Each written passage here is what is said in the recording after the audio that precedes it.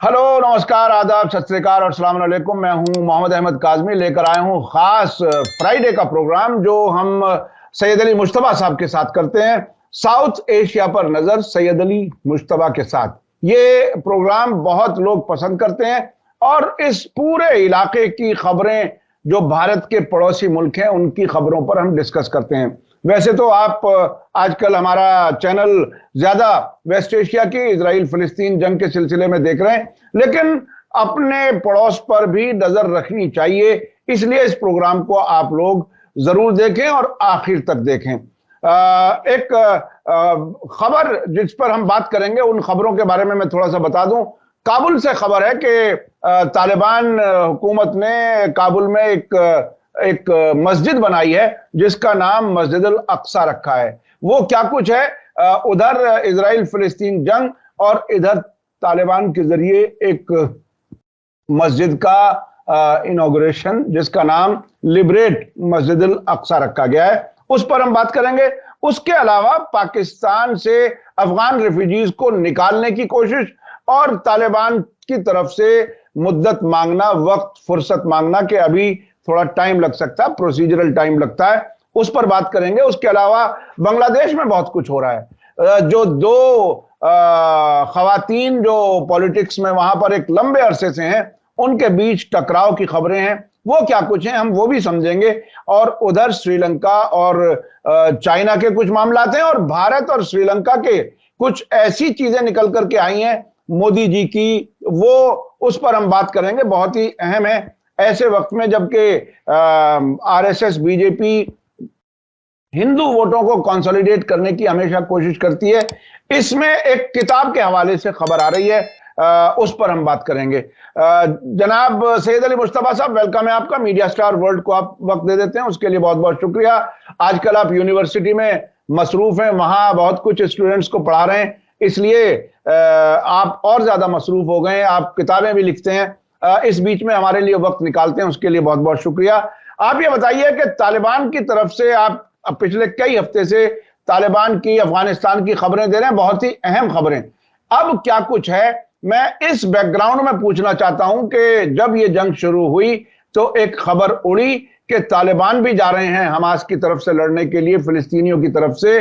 बाद में उनकी तरफ से क्लैरिफिकेशन आया, नहीं ऐसा कुछ नहीं है। इस बैकग्राउंड में इस मस्जिद के क्या मानी है जो काबुल में इनॉग्रेट की गई है? जी, बहुत बहुत शुक्रिया काज़मी साहब। मेरे सामाइन को मेरा आदाब, सत श्री अकाल और अस्सलाम वालेकुम। अब हम लोग चलते हैं काबुल में और जो खबर है, खबर की तरफ चलते हैं कि वाकई काबुल के अंदर एक मस्जिद का इनॉग्रेशन हो गया है। जो तालिबान के जो होम मिनिस्टर हैं सिराजुद्दीन हक्कानी, उन्होंने उसका इनॉग्रेशन किया है और उस मस्जिद का नाम है लिबरेशन मस्जिद अल अक्सा। ये मस्जिद जो है, इसका जो इन्वायरमेंट है और इसका जो आउटलुक है, वो बिल्कुल ही मतलब जैसा हूबहू मस्जिद अल अक्सा है जेरूसलम में, उसी तरह का इन्वायरमेंट है। और यहाँ काबुल के अंदर तो जो यहाँ पे नमाजी जो अंदर जाते हैं नमाज पढ़ने के लिए, इसका इनॉग्रेशन हो चुका है और यहाँ पे वो सिराजुद्दीन हक्कानी साहब ने उसका इनॉग्रेशन किया है। तो ये जो मस्जिद है वो इस बात की निशानदेही करता है और इस बात की ये करता है कि वो मस्जिद अल अक्सा को हर मुसलमान का फर्ज है कि वो उसको जो है जालिमों से, यहूदियों से और उनसे जो है इसको निजात दिलाए और उस पर जो है अपना कब्जा मतलब जमाए। तो ये बहुत इंपॉर्टेंट है कि मतलब तालिबान ने ये काम किया है, किसी और भी मुस्लिम ममालिक ने, 50 से ऊपर मुस्लिम ममालिक ने नहीं किया था। अब एक चीज और यहाँ पे बताने की है इस मस्जिद के हवाले से कि इसकी फंडिंग जो है वो टर्की ने किया है। टर्की की किसी कंपनी ने जो है वो कई लाख, कई करोड़ रुपए जो है इसके अंदर डाल दिए हैं और ये मस्जिद उन्हीं के पैसों से, टर्किश पैसों से बन के तैयार हुई है। अब इसमें एक बात और भी मैं बता दूं कि ये मस्जिद जो है, आप तो जानते हैं कि मस्जिद एक दिन में तो बन नहीं सकती है और ये जो है मतलब ये जो जंग अभी हुआ है, ये तो अभी 7 अक्टूबर को ही हुआ है। तो जाहिर सी बात है कि ये मस्जिद का जो है वो सिलसिला काफी जमाने से चल रहा होगा और ये एक कोइंसिडेंस है कि मस्जिद जो है वो मतलब बन के तैयार हो गई है और उसका इनॉग्रेशन भी हो गया। जी सैयद अली मुश्तबा साहब, आप जब काबुल के बारे में, इस मस्जिद के बारे में बता रहे थे तो मुझे कुछ याद आ रहा था कि जब मैं पहली बार सन 2000 में सद्दाम हुसैन की हुकूमत के दौरान इराक पहुंचा, आधी रात के बाद, इत्तेफाक से ऐसा अराइवल टाइम हमारा था, उसमें बहुत ही खूबसूरत रेप्लिका मस्जिद अल अक्सा का बगदाद में एक चौराहे पर लगा था। फिर उसके बाद हमने देखा तिकरीत का जो दरवाजा था, तिकरीत शहर का जो सद्दाम हुसैन का, वहां भी दरवाजे पर रेप्लिका मस्जिद अल अक्सा का था। क्या तुर्की जिस तरह से मुसलमानों के जज्बात भड़का करके अपने हक में सपोर्ट हासिल कराना चाहता है, उसकी फंडिंग, और तालिबान जिन्होंने फिलिस्तीनियों की मदद के लिए जाने से इनकार कर दिया कि हमारा कोई ताल्लुक नहीं है उस मामले से, क्या ये तालिबान का महज दिखावा है मस्जिद अल अक्सा का रेप्लिका बना करके? देखिए, मैं कोई विशेषज्ञ नहीं हूं वेस्ट एशिया का, लेकिन जो भी कुछ मैं जानता हूं थोड़ा बहुत इंटरनेशनल रिलेशन, कि देखिए जज्बा तो तालिबान के अंदर है ही है मस्जिद अल अक्सा की तरफ, लेकिन अभी जो हालात हैं उसमें अमेरिका ने उन्हें प्रेशर दिया होगा, क्योंकि अमेरिका के ही खुशनुदी की वजह से वो अभी मतलब वहां गद्दी पर या वहां के इस पर बैठे हुए हैं। वो तो अमेरिका ने उनको प्रेशर दिया होगा कि आप जो है वो चूंचा ना करें और जहां है वहीं बैठे रहें। आप अगर कुछ करेंगे तो फिर मामला जो है और कुछ खराब हो सकता है। तो आप तालिबान की नीयत पे तो शक नहीं कर सकते हैं, जैसा मेरा अपना समझना है, जिसको करनी है वो कर लिया। अब दूसरी बात यह है कि मस्जिद अल अक्सा जो है वो टर्की ने तालिबान के यहाँ या काबुल में ही क्यों बनाई, कहीं और क्यों नहीं बनाया?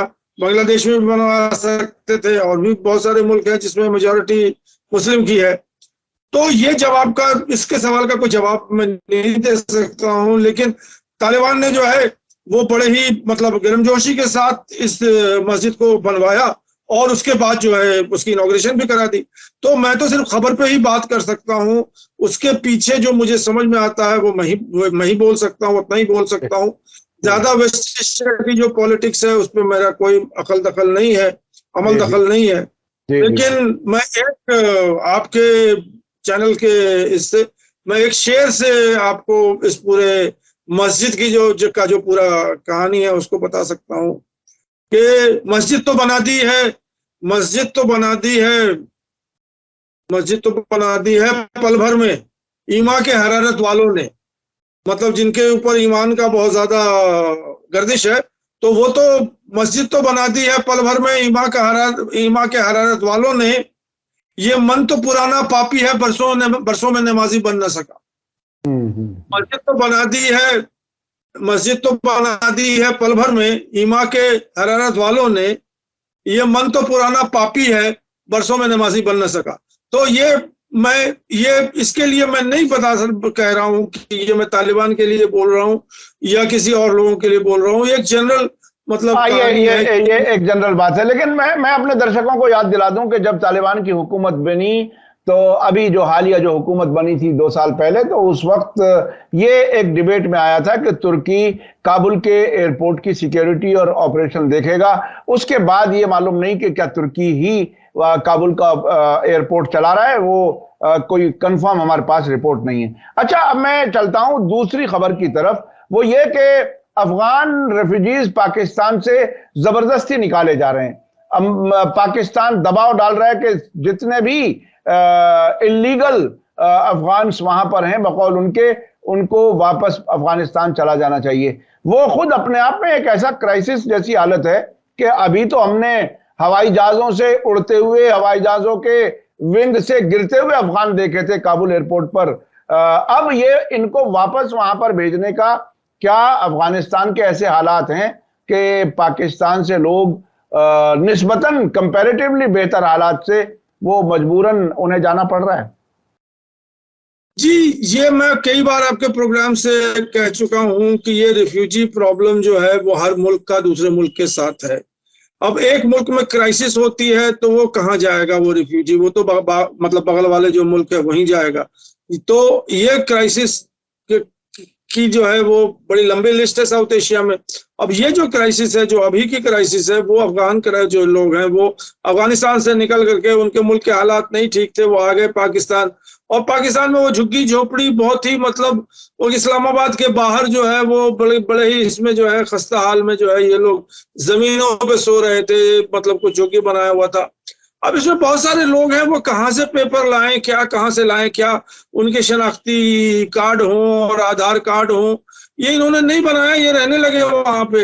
अब पाकिस्तानियों के साथ प्रॉब्लम क्या हो गया है कि मैं उनकी तरफ से भी बात कर रहा हूँ कि उनके यहाँ बहुत ज्यादा फिर से आतंकवादी हमले हो रहे हैं और उनके यहाँ धमाके हो रहे हैं मस्जिदों में और इधर उधर। तो उनके जो लोग हैं, उनके जो सिक्योरिटी के लोग हैं और उनके इंटेलिजेंस के लोग हैं, उनका ये कहना है कि ये जो अफगान हैं जो कि मतलब विदाउट पेपर्स है, इनके थ्रू मतलब ये धमाके हो रहे हैं, और इनको अगर निकाल देंगे तो शायद हम जो है वो टेररिज्म पे कंट्रोल कर देंगे। अब मैं ये नहीं जानता हूं कि इनको धमाकों के लिए या इनको टेररिज्म के लिए कौन पैसे दे रहा है। मैं जो दुश्मन होंगे या जो मुखालिफ लोग होंगे वही शायद पैसे दे रहे होंगे, लेकिन पाकिस्तान के सिक्योरिटी और उनके खुफिया एजेंसी ने ये समझ लिया कि ये जो है इन लोगों के निकालने के बाद जो है हमारा ये प्रॉब्लम सॉल्व हो जाएगा। अब 1 लाख पाकिस्तान में एक्चुअली जो अफगान रिफ्यूजी हैं वो 8 से 9 लाख लोग हैं, जो कि अफगानिस्तान से डिफरेंट टाइम से मतलब 1980 से लेकर करके 90 से लेकर के वो आते रहे हैं। और अभी भी जो है वो कोई अभी 1,70,000 लोग हैं जो उन्होंने आइडेंटिफाई किए हैं पाकिस्तानी सिक्योरिटी एजेंसी ने, जिनको मतलब उन्होंने कहा कि आपके पास पेपर नहीं है, आप पाकिस्तान की सरजमीन को आप छोड़ दीजिए और आप चले जाइए। तो ये तो मामला चल ही रहा है वहां पे, और अभी जो है वो 1,30,000 के आसपास लोग जो हैं वो लाइन लगाए हुए हैं वहां पे, मतलब जो उनका गेटवे है, मतलब जो उनका मेन जो एंट्री पॉइंट और एग्जिट पॉइंट है, मतलब पाकिस्तान से अफगानिस्तान जाने का जो बॉर्डर पोस्ट है। तो अब अफगानिस्तान ने जो है वो अपील किया है कि इसमें कुछ आप और टाइम दीजिए, कुछ सख्ती मत कीजिए। यूनाइटेड नेशन की तरफ से भी कहा गया है कि इसमें आप जल्दी ना करें, लेकिन पाकिस्तानी जो हुक्मरान हैं और उनके जो सिक्योरिटी लोग हैं, उनका कहना है कि ये 1,70,000 लोग जो हैं जो कि बिना पेपर के हैं, इनको मैं डिपोर्ट कर दूंगा, इनको मैं यहाँ पाकिस्तान में नहीं रखूंगा। तो यही खबर है। और उनके यहाँ पे ये है ना कि ये ह्यूमैनिटेरियन जो चीजें हैं वो किसी के समझ में नहीं आती हैं। अब रोहिंग्या जो है वो बांग्लादेश में पड़े हुए हैं। जी हाँ, वो रेफ्यूजीज तो मुख्तलिफ, जैसे सीरिया के बहुत से रेफ्यूजीज तुर्की में और यूरोप में बहुत से मुल्कों में हैं। तो जब कहीं जंगें होंगी, हालात खराब होंगे, तो वहां से रेफ्यूजीज तो दूसरे मुल्कों में स्पिल ओवर होकर के जाते ही हैं। तो ये एक बहरहाल एक मसला है जो पाकिस्तान और अफगानिस्तान के बीच में है। अच्छा, बांग्लादेश से क्या खबर है? बांग्लादेश से पिछले हफ्ते में हमने बात की थी, ये एक 28 तारीख को जलसा होने वाला था ढाका में, उसका क्या कुछ और उसका फॉलोअप क्या है? जी, वो 28 तारीख को जो है वो जलसा हुआ, और उस जलसे में क्या हुआ कि जो हम लोगों ने खदशा जाहिर किया था उसमें 2 लोगों की जान गई। एक तो वहां का जो पुलिस वाला है उसकी जान गई, और एक जो है जो बीएनपी वर्कर थे उसकी जान चली गई। और काफी तोड़फोड़ हुए, 25 या 30 जो है वो एम्बुलेंस को जो है फूंक दिया गया, और बहुत जगह आगजनी हुई और पथराव हुआ, ये सारी चीजें हुई। उसके बाद ये हुआ कि जो बीएनपी के जो अभी लीडर हैं, जो बाकायदा लीडर हैं, मतलब उनका नाम है मिर्जा आलमगीर, बीच में भी कोई नाम है, वो 75 साल के हैं, उनको उनके घर से अरेस्ट कर लिया गया है और उनके ऊपर मर्डर चार्जेस लगा दिए गए हैं।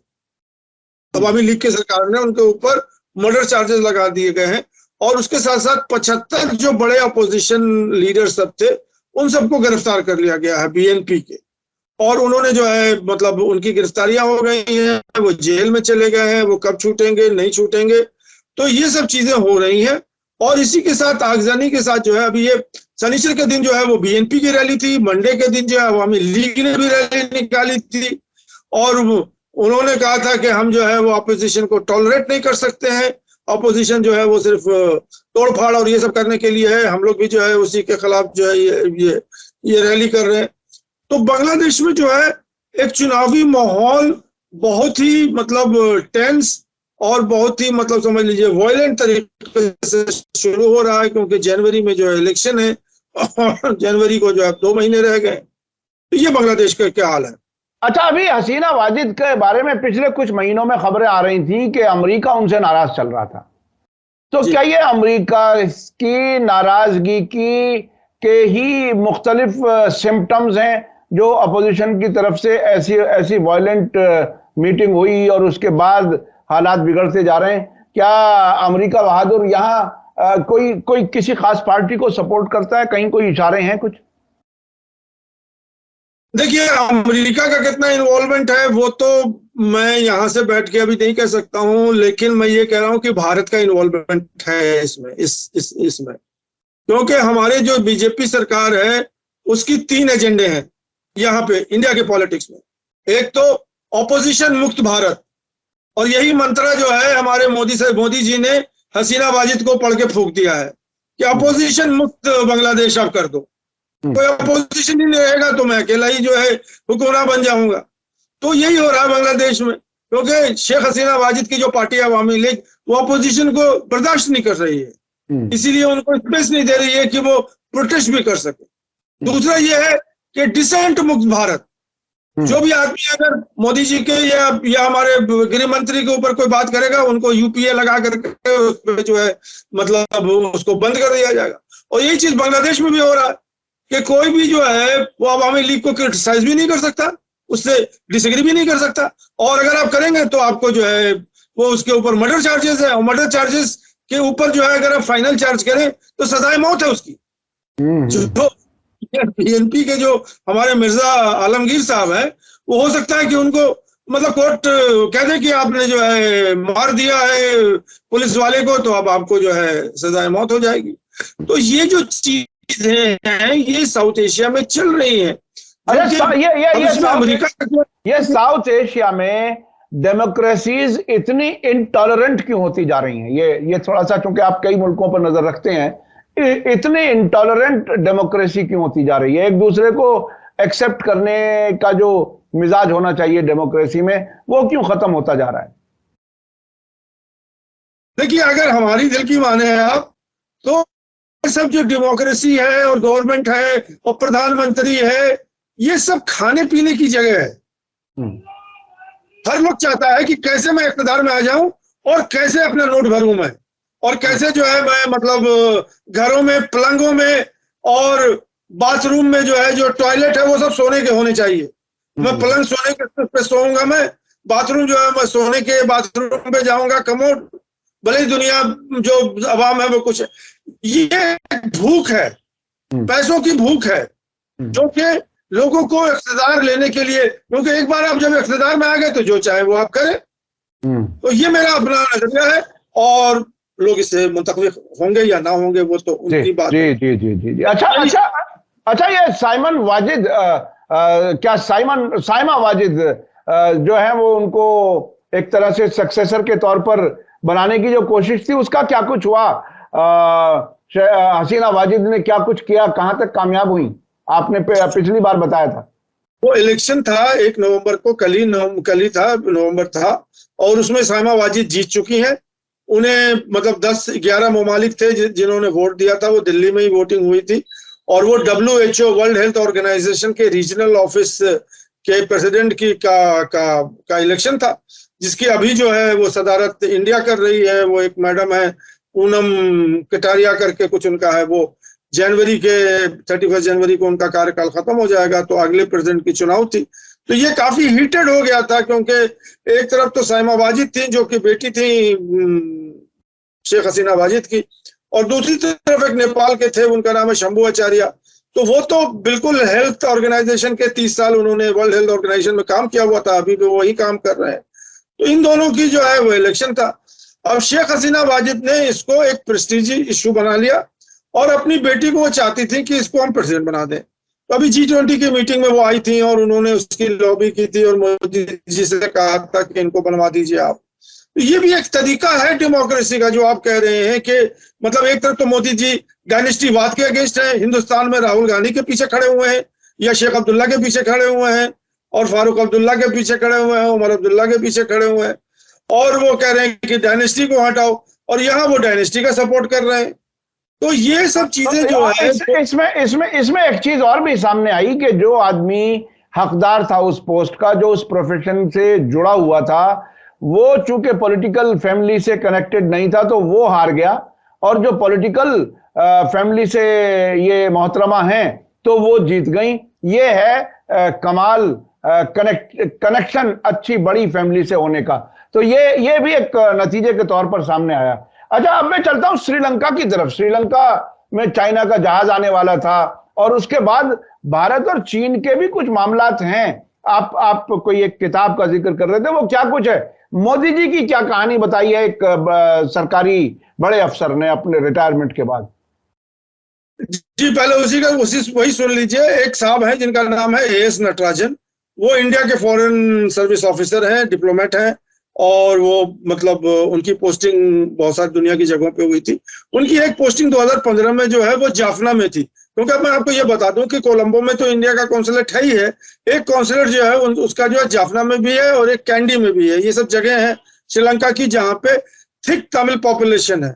तो यहाँ पे कॉन्सुलेट की जरूरत होती है कि कोलंबो में अगर होगा तो जाफना से उसको कोलंबो जाना पड़ेगा।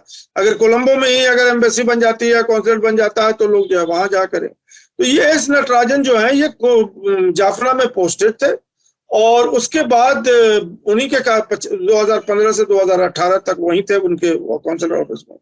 तो हमारे मोदी साहब जो हैं वो जाफना विजिट किए 2015 में, और वो एक वाहिद प्रधानमंत्री हैं भारत के जो कि जाफना गए थे, जो कि तमिलों की जगह है वो। और ये बहुत बड़ी बात है, तमिल जो है उनके बड़े खुश थे और ये थे कि भाई ये पहला प्रधानमंत्री है जो कि हमारे यहाँ आया। अब इसकी साइडलाइट ये है कि एस नटराजन साहब को पीएमओ ने, इंडिया के पीएमओ ने कहा कि वहां पे एक जगह है, उसका नाम है कनकेसन तुराई। वहां पे एक बहुत पुरानी प्राचीन मंदिर है जिसका नाम है नेल्लूर टेम्पल, जो जहां पे मोदी साहब जाना चाहते हैं और वहां पे अपना वो दर्शन करेंगे और प्रार्थना करेंगे और ये करेंगे। तो आप उनको जो है वहां पे मतलब वहां के जो ओहदेदार हैं टेम्पल के और जो उनके हैं उनसे बात कीजिए कि वो आना चाहते हैं और ये करना चाहते हैं।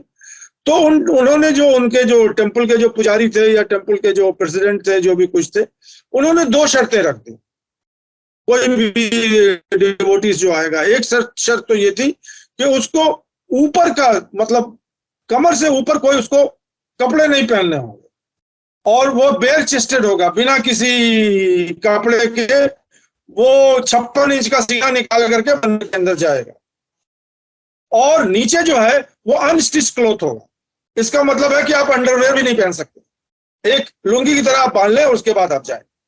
तो ये तो टेम्पल की परंपरा है, और वो टेम्पल आज का टेम्पल नहीं है, उसके कितने सेंचुरीज हो गए हैं वो किसी को मालूम भी नहीं है।